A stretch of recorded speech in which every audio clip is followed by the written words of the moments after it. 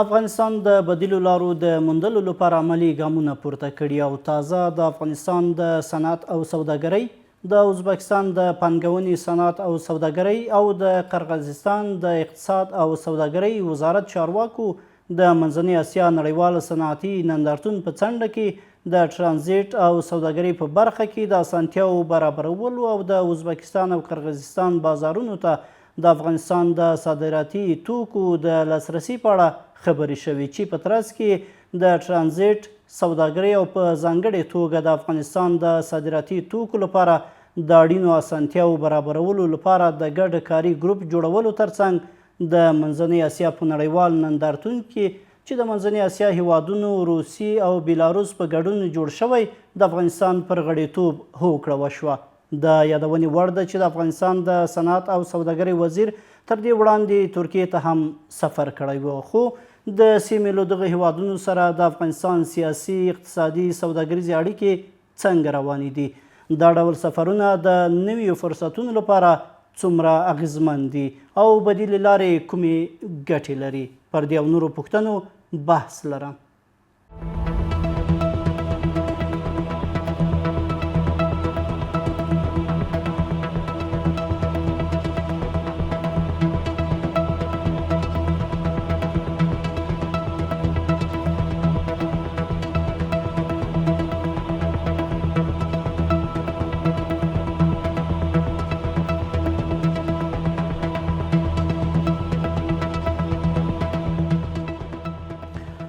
د مهربان خدای په نامه د امید راډیو درنو اورېدونکو او زموږ د ټولنیزو پاڼو کتونکو سلامونه، وخت مو په خیر. د خپرونې کوربه زه یر محمد پاتیال او د بحث ګډونوال دي راسره د سیاسي چارو شنونکی سید قریب الله سادات صاحب او د پوهنتون استاد ادریس محمدي زازی صاحب. ستړي مشئ، دواړه بحث ته ډېر ښه راغلاست. سادات صاحب، بحث که په عموم کې راپیل کړو، د افغانستان او سیمې ترمنځ اوسني تعاملات په کومه کچه روان دي؟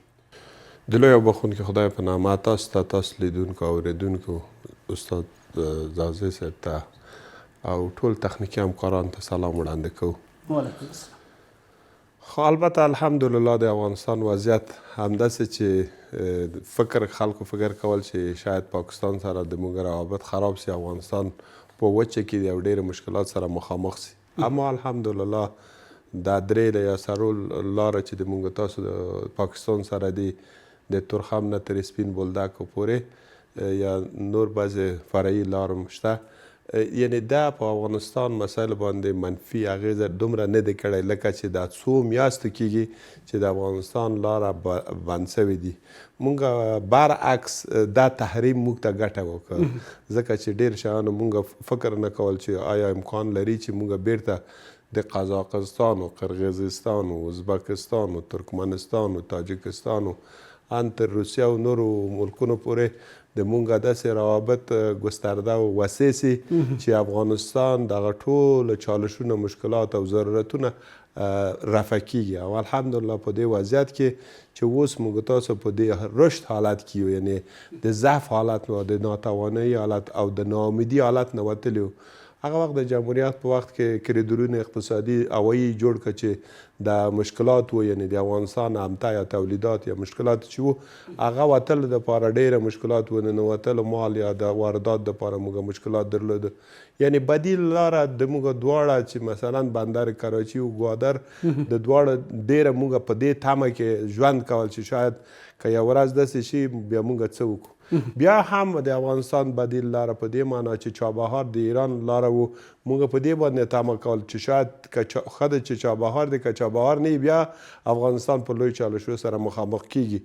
اما الحمدلله چې دلته بیا هم وضعیت افغانستان باندې په خیر تیر شو، یعنې 50 ورځې په ایران کې جنګ و لاره مشکلات درلودو، داسې منفي اغیزه نه دی کړی. بیا هم د بل بدیل لاره چې د ترکمنستان و د تاجکستان و د ازبکستان و تر چین پورې د موږ تاسو واخان لاره خلاص دی او ډېره ښه او اقتصادي تعاملات یعنی زیات- فکر کوي دغه زیات. تعاملات ښه یعنی- اړخ ته روان دي. یعنی دا تعاملات داسې ښه نه چې له ښه نه کورونه. پورته دي چې مونږ تاسو اوس واردات لرو، هغه ضرورتونه او صادرات لرو، داخلي تولیدات. ځکه دا خبر مې وکړه چې مونږ پخوا متاسفانه ډیره بدنامه صادرات درلود، یعنی صادرات مواد مخدر ده، اما برعکس اوس هغه صادرات لرو چې افغانستان کې هغه ښه تولیدات ضرورتونه چې نړۍ لري د افغانستان نه یا د افغانستان ضرورتونه لري د نور ګاونډیان نه په ښه تعامل او په ښه سلوک سره روان دي، چې انشاءالله تمه امیدم دا دی چې امارت اسلامي مشران نور هم توجه وکړي چې کوم لاره چې دا 14 لاره مونږ تاسو لرو د دې دا خبره زه غواړم یو شی دلته اضافه کوم په د تاسو په برنامه کې چې مونږ لویه لاره دوه لویه لاره لرو چې یو د غرب لاره دی چې د اسلام قلعه او بل لاره چې دی د شمال لاره دی چې د حیرتان او نور ولایتونه دي، چې دا لاره که ځمکنۍ لاره پوخ سي جوړ شي په دې باندې توجه سي بیا دا نور هم تجارت وده کوي، اقتصاد ښه کېږي او مشکلات رافیږي. ډېره مننه. زازی صاحب که پر اقتصادي او سوداګریز اړخ باندې بحث وکړو، د ازبکستان او قرغیزستان او ازبکستان سره به د افغانستان سوداګریزې اړیکې څنګه ارزوئ؟ مننه کوم. بسم الله الرحمن الرحیم. رب اشرح لي صدري ويسر لي امري واحلل عقدة من لساني يفقهوا قولي. سلامونه و نیکې هیلې پتیال صاحب تاسې ته، درون مشر سادات صاحب ته، او د امید راډیو ټولو درنو اوریدونکو ته په خپل رسنۍ باندې زموږ لیدونکو او کتونکو ته السلام علیکم ورحمت الله وبرکاته. پتیال صاحب زه غواړم له مقدمې را شروع کړم چې یو تصویر او پلیټفارم سره جوړ شي تر څو زموږ لیدونکي او اوریدونکي د دغه ارزښت هغه اصلي ارزښت احساس کړي. اقتصاد نن سبا په ټولنه کې د هرې خوشبختۍ لپاره پیل دی. اقتصاد نن سبا د هرې بدبختۍ پیل دی. اقتصاد په اصلي معنا کې سیاست دی. اقتصاد نن سبا په اصلي معنا کې قدرت دی. اقتصاد نن سبا په اصلي معنا کې طاقت دی په نړیواله سطح باندې.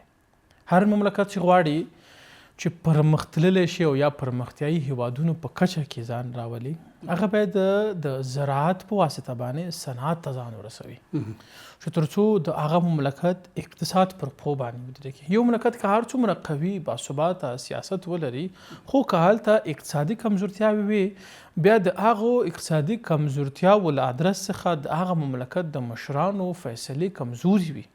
که کمزوري هم نه وي هغه دومره متاثر کوونکي نه وي. د دې لپاره د بیا ځله د واکمنېدو ترڅنګ د افغانستان د اسلامي امارت د مشرانو ادعا هم دا وه چې مونږ که دا ځلې پالیسیګانې جوړوو اقتصاد محوره پالیسیګانې جوړوو. زه غواړم په دې باندې لږ تمرکز وکړم چې ولې اسلامي امارت اقتصاد محوره پالیسیګانو جوړول باندې تاکید کوي، ولې منځني اسیا سره اقتصاد محوره پالیسیګانو لپاره کار کیږي، ولې چین سره مونږ هر وخت په دې باندې باس لرو چې چین سره مونږ اقتصاد محوره پالیسیګانې غواړو، ولې مونږ وایو چې امریکا سره حتی که امریکا هم غواړي چې افغانستان ته راشي مونږ اقتصاد محوره پالیسیګانو سره غواړو. یعنی د دنیا تقریبا 195 هیوادونه چې دي د ټولو سره مونږ اقتصاد محوره پالیسیګانې په رڼا کې پالیسیګانې سیاستونو سره غواړو. د دې لپاره که چېرته مونږ منځني اسیا سره، که چېرته مونږ پاکستان، ایران، چین دغه شپږ ټولو ګاونډیانو سره اقتصاد محور پالیسیګانې ولرو، دا په دې معنا چې د دې شاته د دې نظام شاته د دې حکومت شاته د هغوی مملکتونو ګټې هم بیا نه غښتل کېږي. هغوی ته دا احساس ورکول کېږي مستقیم یا غیر مستقیم چې دغه ارتباطات چې شروع شوي دي یا دا پروژه چې شروع شوې ده 50% که ما ته ګټه کوي 50% تا ته هم ګټه کوي. لکه دمګړي چې هم افغانستان اسلامي امارت سیاست نه هم پر اقتصاد باندې ډېر متوجه ده او ډېر غور باندې کړی دی. دمګړي د رسمیت پیژندنې لپاره، دمګړي د سیاستونو د ثبات لپاره اسلامي امارت دومره جدوجهد نه ده کړې لکه د اقتصاد لپاره چې کوي. د دې لپاره کوي اسلامي امارت پوهېږي چې که چېرته زما اقتصاد باثباته شي مستقیم ډول باندې زما سیاست هم ورسره باثباته کېږي. که زما سیاست ورسره باثباته شي هغه مملکتونه چې ما په رسمیت باندې نه پیژني هغه بیا لکه چین چې په قطار باندې ولاړو چې ما په رسمیت باندې وپېژنه پروپوزل یې ورکولې، اماس کېدای شي بیا زموږ مملکت افغانستان ته هم په قطار باندې ودرېږي چې موږ تاسې په رسمیت بیا نه پیژنو، تاسې موږ سره معاملات راسره شروع کړئ. لکه منځني اسیا ته د دغه نمایشګاو لیدلو لپاره تللي وو یا دعوت کړل شوي وو، ترکیې ته لاړو، هندوستان ته لاړو، پاکستان ته لاړو، چین ته به ځمه، زه به سبا شرق ته ځمه، زه به سبا غرب ته ځمه. یو خبره واضح مشخص خبر دلته دا دی پتیال صاحب چې زه د نظام په صفت، زه د افغان په صفت که پاکستان سره کینم دا په دې معنا نه ده چې زه د هندوستان پر ضد باندې کینم. که زه شرق سره تجارت شروع کوم په دې معنا نه ده چې زه د غرب له ضد شروع کوم، یا زه غرب سره تجارت شروع کوم د په دې معنا وي چې زه د شرق په ضد باندې شروع کوم. زما اقتصاد محور پالیسیګانې پر همدې په معنا دي چې هر هغه مملکت چې زما ثبات پکې وي، زما ګټه پکې وي او یو روپۍ ګټه هم زما افغانستان ته راوړل کېږي، زه به هغه سره ارتباطات د اقتصاد محور پالیسیګانو پر رڼا کې جوړوم. ډېره مننه. کور مودن بیا درته راګرځم. سعادت صاحب له سیاسي اړخه د درې اړخیزې ناستې یا هوکړې په تړاو څه نظر لرئ؟ ګورئ همداسې چې محمدي صاحب دا خبره وکړه چې اصلي بحث په نړۍ کې جنگ چې دی جنگ د اقتصاد دی، که پالیسی دی که سیاست دی ټول په اقتصاد باندې څرخیږي، او که رښتیا یو مدبر سیاستمدار یي هغه خپل اقتصاد باندې ډیره توجه کوي. مخکې له دې نه چې زه راشم دلته یو مطلب مې مطالعه وکړه چې د اردوغان حکومت په داسې موقعیت کې دی د ترکیه چې د اروپا رقابت آسیا سره هم نښولی دی، هم رقابت لري، اما دا ترکیه نه رئیس جمهور نه پوښتنه کوي چې ته د عثماني خلافت ځای ناستې آیا د اسلام دپاره څه فکر نه کوې؟ وایي زه ډېره ښه فکر کوم په اسلامي موضوعاتو باندې، اما دلته مهم اقتصاد دی.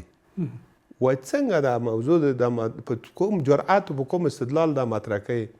هغه ډېره په جرأت دا خبرې توضیح کوي چې کله د ملت د مو د لاس نه، د مسلمانانو د لاس نه، د متدینو د متقیو د پرهیزګار د لاس نه مړ سو، اقتصاد ښه شو، ژوند آسوده سو، دا خپله اعتقاد و باور او بقا د نظام دپاره پیدا کوي او دا خلکو په مونږ باندې اعتماد کوي.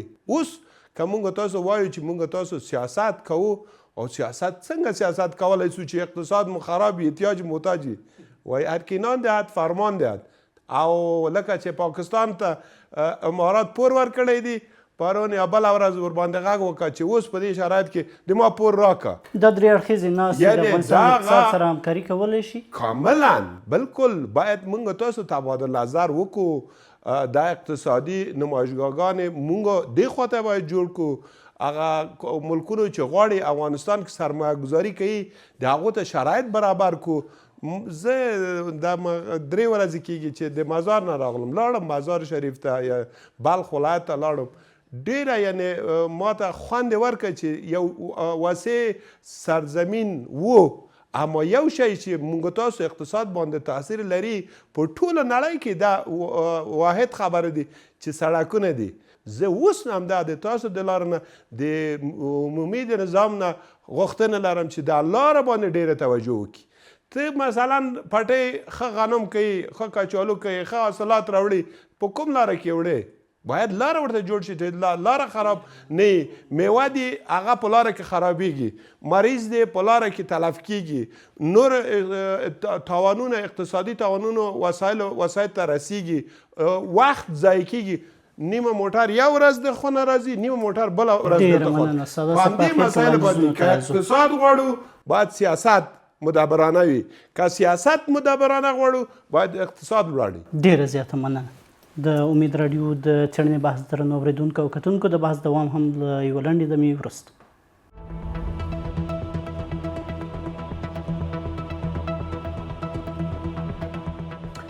د امید راډیو د څېړنې بحث درنو اورېدونکو او کتونکو بیا هم ښه راغلاست. په بحث کې راسره درانه میلمانه د سیاسي چارو شنونکی سید قریب الله سادات صاحب او د پوهنتون استاد ښاغلی ادریس محمدي زازی صاحب. زازی صاحب لکه څنګه چې وړاندې وویل شول او تاسو یو څه اشاره هم ورته درلودله، د افغانستان، ازبکستان او قرغیزستان چارواکو د ترانزیت او سوداګرۍ په برخه کې د اسانتیاو پر برابرولو خبرې کړي. دا به له مثبت اقتصادي سیالۍ سره څومره مرسته وکړي؟ ډېر مننه کوم پتیال صاحب، ډېره زیاته مرسته به ورسره وکړي. جنګ دې ورک شي، جنګ د الله عزوجل د ټولې د خطې څخه ورک کړي. جنګ د هغو کورو کې شي چې جنګ غواړي.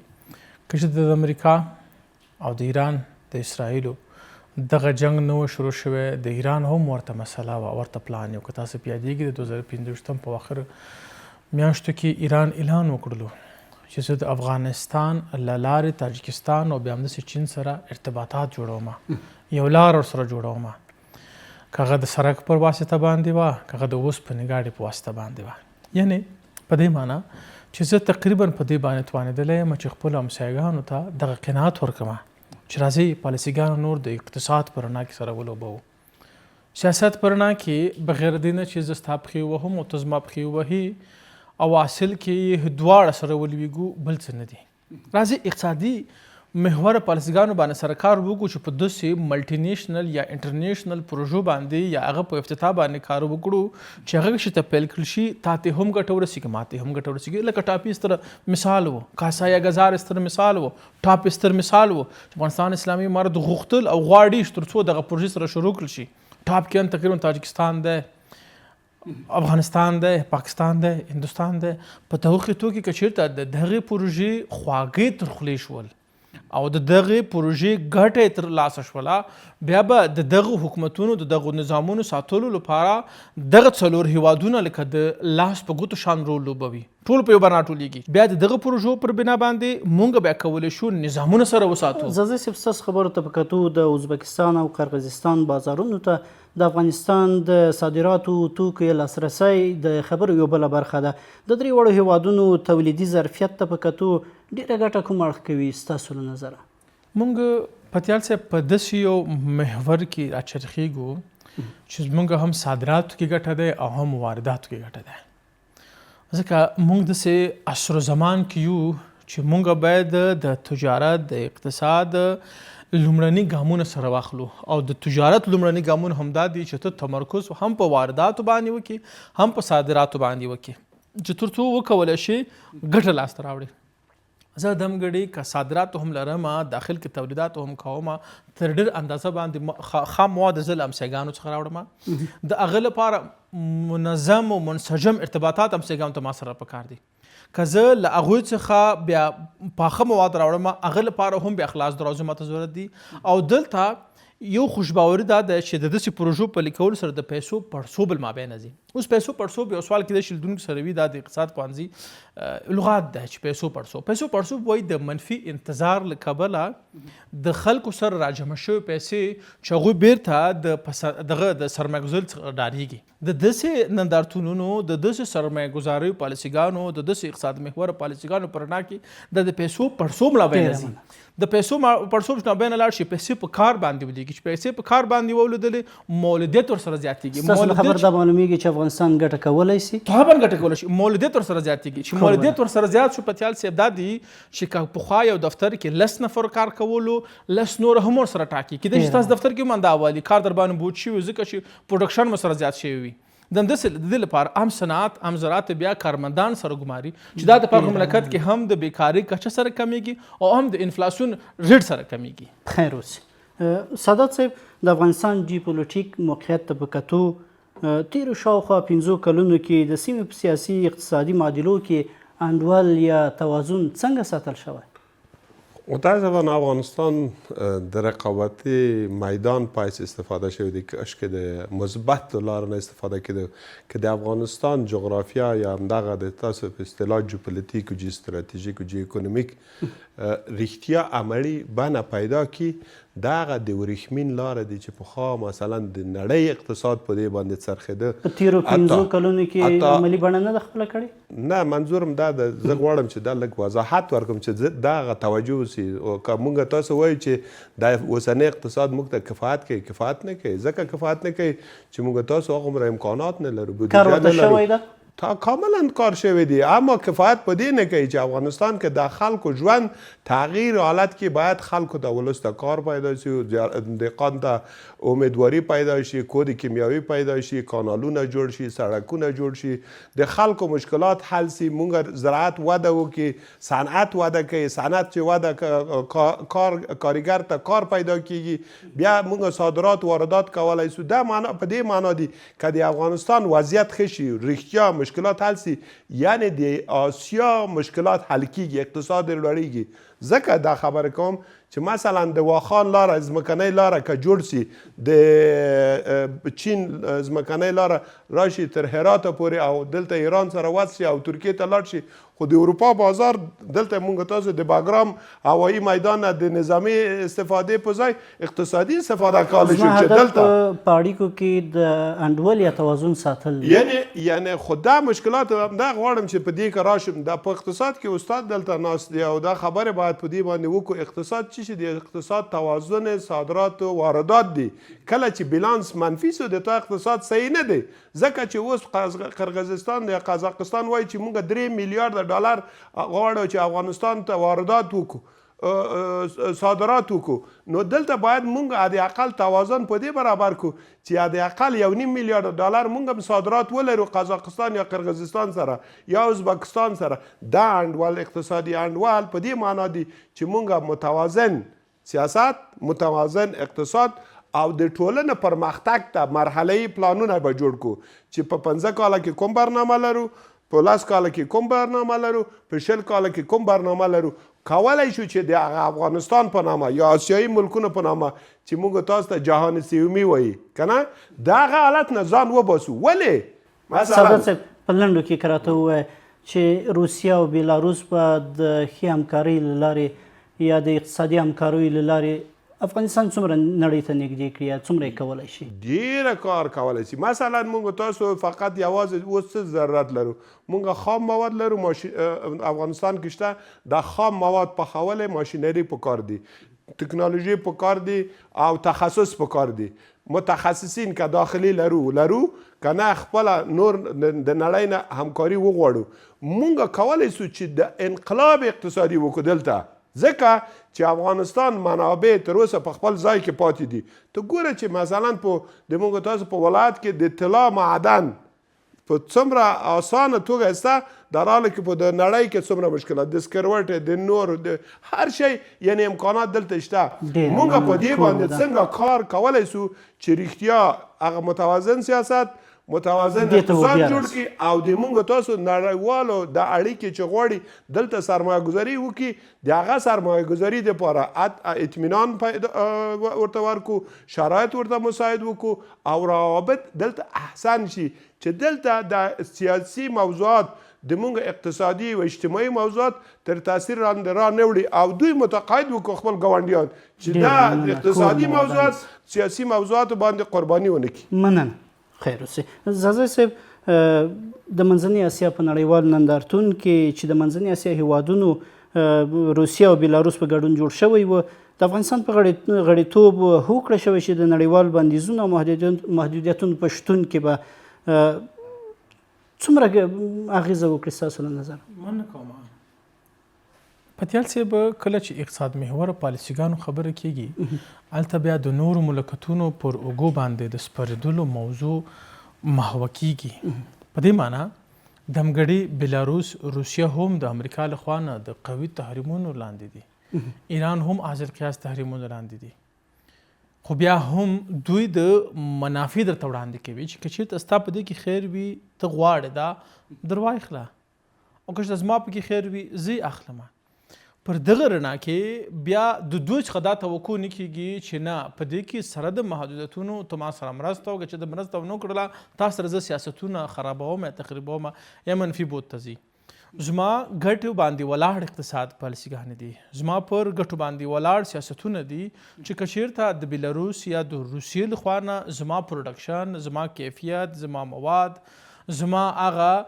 څه چې زه په داخل د افغانستان کې جوړوم د خوښې وړ ګرځېږي بیا هغه یو نوع محدودیت ته هم نه ګوري حاصل قیاس ما ایران سره درلودل سر له دې چې زه بندیزونه لاندې وم ما افغانستان کې پاکستان سره تولیدات واردات او صادرات درلودل حال دا چې تر ټولو قوي د امریکا انډیوال خپل پاکستان د خو بیا هم ما ورسره صادرات تر پورنه پور درلودل ما هندوستان سره درلودل یعنی کله چې خبره د منافعو کېږي کله خبره چې د صادراتو وارداتو کېږي هغه بیا نړیوال حد و حدود محدودیتونه بیا تقریبا په هغو باندې چشمانداز کېږي پرېږدي دومره قوي دغه ورته نه کېږي پام ورته نه کېږي خبره به هم ډېر باندې راچرخېږي چې هلته هم دا خبره دوی ته هم مهمه ده ځکه نړۍ اوس په دغه باندې پالیسیګان جوړوي. زما استاد دغه اقتصاد محوره پالیسیګان تقریبا دغه 15 کاله کېږي ور پام شوی چې اقتصاد محوره پالیسیګان، مګر نړۍ له امریکا نیول تر شرق، له شرق نیول تر جنوب، له شماله پورې ټول هیوادونه اقتصاد محوره پالیسیګان رڼا کې قدم اوچتوي، خپل سیاستونه جوړوي، خپل اجتماعي ارګانونه جوړوي، خپل قدمونه پر همدغه محور باندې جوړوي چې افغانستان ته یا مملکت ته یا ملي ارزښتونو لپاره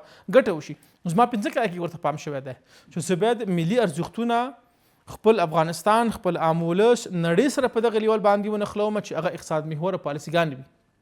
په دغه رڼا کې بیا هغه مملکتونه زما پران باندې پر دغه باندې ډېر تمرکز نه کوي چې دا محدودیت شته او نشته ده. یو دویم بود د محدودیت پر رڼا کې غواړم چې وایم دلته افغانستان کې شدمګړي څومره بیکاري ده، څومره بیچارګي ده، څومره فقر دی او څومره مسکیني ده، دا ټول د بندیزونو له کبله ده. یو ځکه مستقیم یا غیر مستقیم اقتصادي د که سیاسي د بندیزونو سبب د دې کېږي چې یو چا څخه کار واخیستل شي. ودرېدل د ځینو بندیزونو له کبله چې ځینې موسسې په ټاپه ودرېدلې، کارمندان بیکاره کړل شول. د ځینې مولدیتونو د نشتون له کبله هغوی مولدیت نشي کولی، پروډکشن نشي کولی، هغوی په ټاپه ودرېدل، خلک سره بیکاره شول. یعنې دغه بندیزونو د تحریمونو له کبله دي. څومره چې تقریبا موږ تاسې نارې خپل افغانستان اسلامي امارت همدومره باید موږ تاسې نړیوال ته هم وایو چې تر څو دغه بندیزونه چې سبب د بیکار افغانستان کې کېږي، هغه بندیزونه چې سبب د اقتصادي بحران افغانستان کې کېږي، هغه باید نړیوال تمرکز وکړي چې غیر مستقیم ډول باندې افغانستان کې د حقوق بشر هغه کوم حق چې ده هغه تر پښو لاندې نه کړي. ځکه فقر تر ټولو بدترینه فقره په جامعه کې ده. اوس هم افغانستان کې الحمدلله غیور ولس ده، غیور مملکت ده، غیور عام افراد او اشخاص د شوبل تلاس ورکړه که دومره غربت تقریبا له 20 کلونو 35 کلونو کې افغانستان تجربه کړو، دومره په نورو مملکتونو کې تجربه کړل شوی وای، حد به تر ډېرو سناریو پورې رسېدلی و.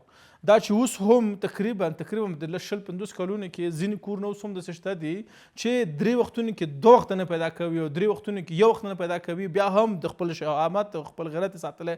دا په دې معنی چې موږ کله کله وایو که نه چې موږ خاوره د غیرتونو خاوره ده، د غیرتونو خاوره هم په همدې معنا ده چې موږ تاسې سخت حالاتو کې هم خپل حیثیت، خپل عزت له لاسه نه ورکوو. خو متصل غوښتنه مو دا ده چې تر څو دغه مجبوریتونو لرې کولو لپاره هم افغانستان اسلامي امارت لاس په کار شي او هم د تحریمونو د بندیزونو لرې کولو لپاره نړیوال سازمان او مملکتونه بالخصوص امریکا لاس په کار شي. ډېره مننه کور مو ودان شه. د امید راډیو د څېړنې بحث درنو اورېدونکو او کتونکو اوس لپاره هم بیا یوه لنډه دمه.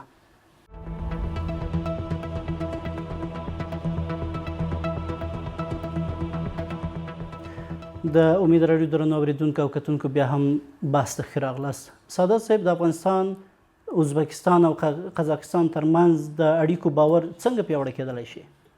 ګورئ، موږ تاسو خو تجربه لرو، د نړیوالو اقتصاد تجربه یا سیاست تجربه دا دی چې څنګه موږ تاسو کولی سو چې باور په دې معنا په دې مفهوم زیات کړو چې دوی راسي دلته اعتماد پیدا کړي او سرمایه ګذاري وکړي، تهدید نه اقتصاد بیمه لري، دلته ضمانتونه باید ولري، شرایط د زیست او د امکانات دپاره برابر کړو. صداقت یوازینۍ خبره دی چې په دې باور کېږي چې رښتیا دی موږ سره صادقانه دلته سرمایه ګذاري کوي، هدف نه لري.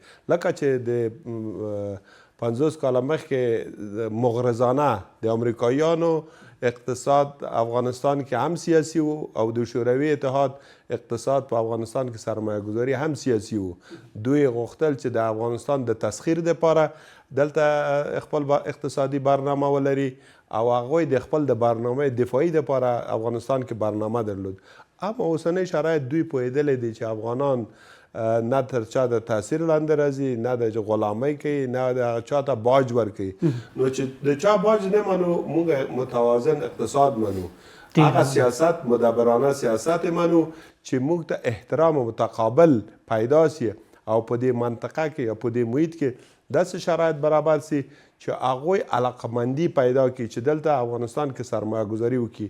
یوازې دا 3 ملکونه کفایت نه کوي، باید د منطقه په سطح همداسې چې د بریکس او د شانګهای برنامه جوړ شوی دی، د دې د کامیابېدو په خاطر باید ډیره تلاش وشي، کوشش وشي ځکه چې امریکایان یا اروپایان نه غواړي چې دا برنامه کامیاب سي. په دې هکله که موږ تاسو کار وکړو، رښتیا تلاش وکړو، کوشش وکړو، یو متحد پیسې پیدا کړو، یو متحد بازار پیدا کړو، یو متحد اقتصاد پیدا کړو، یو متحد بانک پیدا کړو، یو بل ته لاره پیدا کړو، همداسې نمایشګاه چې هلته اخواته د عامو اخواته جوړیږي، نو افغانستان کې همداسې شرایط باید آماده شي او د افغانستان نظام حکومت دا شرایط مساعد کړي، هغوی ته ووایي، اطمینان ورکړي چې د افغانستان یوازې موږ په دې باندې اکتفا نه کوو، یا اکتفا ونه کړو چې نه یوازې صادرات واردات دا تجارت دي. ډېر شیانو په تجارت کې شته چې موږ تاسو کولی سو چې د هغه په اصطلاح تورست د لارې نه ښه اقتصاد وده وکړي، د اجتماعي د موضوعاتو مسایلو رفت آمدونه نه اقتصاد وده وکړي، د تجارت د تولید د زراعت نه. نو ټوله مسایل باندې باید جدي توجه وکړو او دا لاره پیدا کړو. یوازینی آخري خبر هم دا کوم چې که موږ تاسو غواړو چې رښتیا اقتصاد پیاوړی شي، اقتصاد په لاره باندې پیاوړی کیږي، په زراعت باندې وده کیږي او د بازار مندلو دپاره دا کوشش وشي. دلته حکومت مکلفیت لري د دې شرایط نه څنګه استفاده کولی سي. مثلا جنګ دی په اروپا کې د آسیایي ملکونو ګدامونه ډک دي، موږ تاسو ګدام نه لرو، موږ تاسو ذخیره نه لرو. باید خپل استراتیژیک ګدامونه جوړ کړو، شرایط پیاوړي کړو، اقتصاددانانو ته امتیاز ورکړو، شرایط برابر وکړو، استراتیژي اقتصادي جوړ کړو. په دې باندې بیا کولی شو چې خپله وروسته سیاست هم برابر کړو او اقتصاد هم. ډېره مننه. زه غواړم بحث راټول کړم. له دې وراخوا په لنډه کې که راته ووایي کوم کارونه مهم دي باید وشي؟ مننه کوم پتیال صاحب محترم. اقتصاد محور پالیسیګانې دوه بوده لري، یو بود نړۍ او نړیوالو، بالخصوص هغه مملکتونه چې موږ تړونونه ورسره امضا کوو یا موږ ارتباطات غواړو ورسره جوړ کړو، هغوی ته منسوبېږي.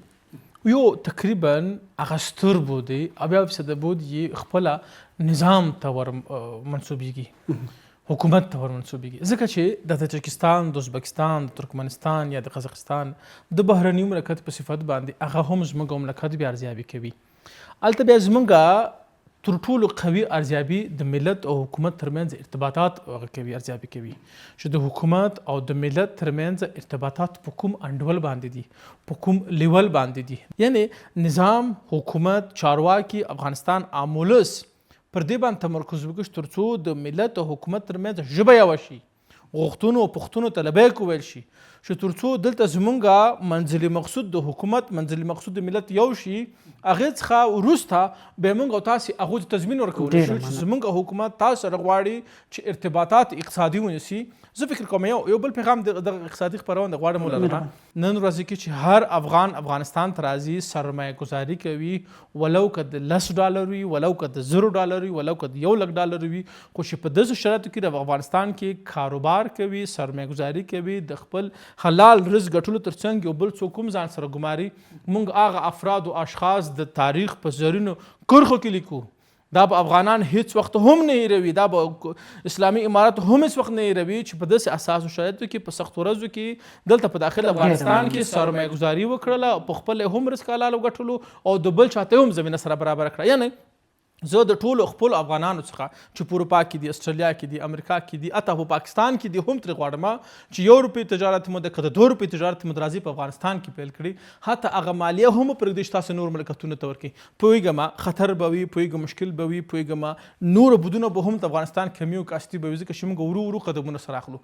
خو یو ورځ به راشي چې رڼا به وي، خوشحالۍ به وي، امکانات به وي، بیا به هم سر اوچت، بیا به وي چې تنګه ورځ کې هم در سره وو او د آزاده ورځ کې هم در سره یو. ډېره مننه. د سیاسي چارو شنونکی ښاغلی سید قریب الله سادات او د پوهنتون استاد ادریس محمدي زازی، ډېره مننه چې بحث کې راسره وئ. درنو اورېدونکو او کتونکو له تاسو هم نړۍ مننه چې د بحث تر پای شي به وئ. تر بیا او بل بحثه ښې چارې، الله مو مل.